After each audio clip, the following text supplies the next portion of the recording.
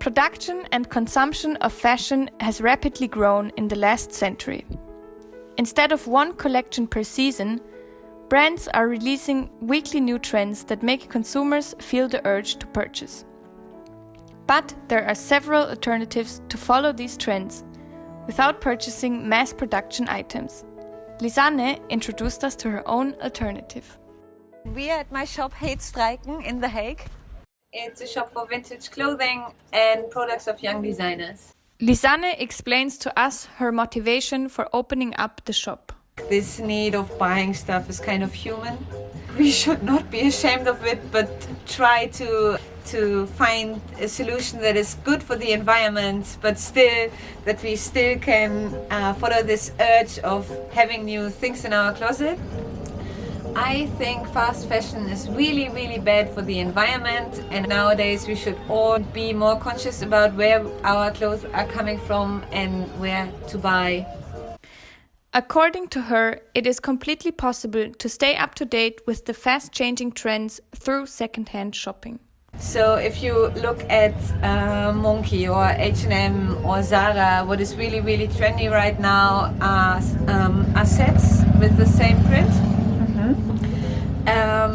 And you can buy it at H&M, or you can find a solution for it to be more individual but still follow a trend. So go and find something in a thrift shop or at a vintage shop or another shop.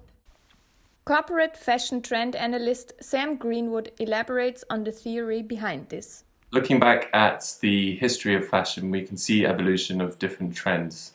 And what we see with these trends is that they're constantly repeating themselves. By analyzing these trends, we can actually give consumers a chance through secondhand and vintage stores to have another sustainable way to be trendy. For Lisanne, second-hand shopping holds even more value than simply being sustainable.